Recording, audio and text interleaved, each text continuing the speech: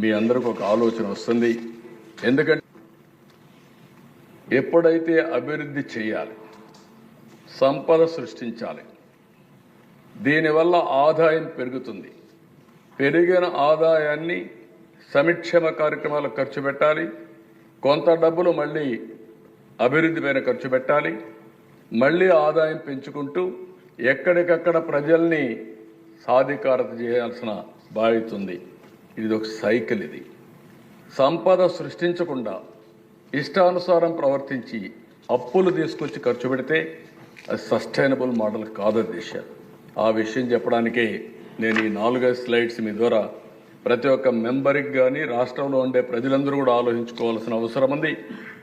అభివృద్ధి జరిగితే ఏం జరుగుతుంది, సుపరిపాలన ఉంటే ఏ విధంగా ఉంటుంది, అభివృద్ధి జరగకపోతే ఎలాంటి ఇబ్బందులు వస్తాయో మన రాష్ట్రం 5 సంవత్సరాలకు ఉదాహరణ. ఆ విషయమే నేను ఒకసారి ఎక్స్ప్లెయిన్ చేస్తాను అధ్యక్ష. నెక్స్ట్ ఆ స్లైడ్స్ అండి. ఇది ఒకసారి చూస్తే అధ్యక్ష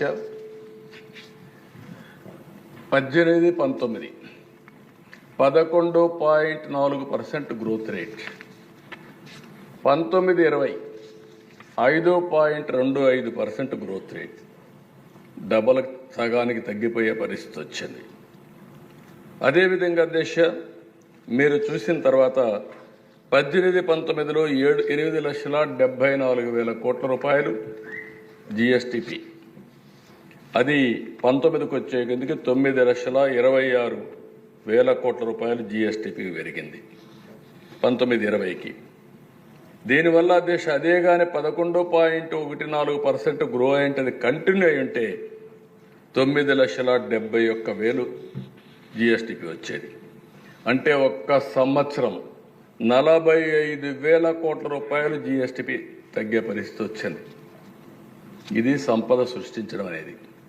రెండో ఎగ్జాంపుల్ అధ్యక్ష 23-24 వైఎస్ఆర్ కాంగ్రెస్ పార్టీ పరిపాలన 8.6% గ్రోత్. అదే సమయంలో 24-25 ఎన్డీఏ ప్రభుత్వం మొదటి సంవత్సరం 3 నెలలు మేము లేకపోయినా 12.94% గ్రోత్ వచ్చింది.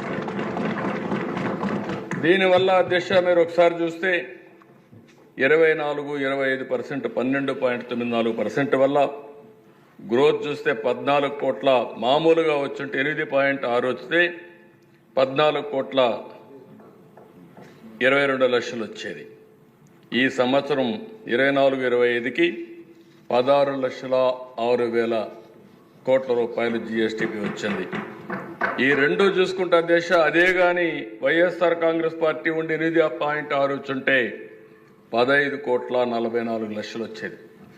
15,44,000 కోట్లు వచ్చేది. అంటే ఒక సంవత్సరం వైఎస్ఆర్ కాంగ్రెస్ పార్టీకి ఎన్డీఏ ప్రభుత్వానికి వ్యత్యాసం చూస్తే 62,000 కోట్ల రూపాయలు అదనంగా జిఎస్టిపి సాధించే పరిస్థితికి వచ్చాం.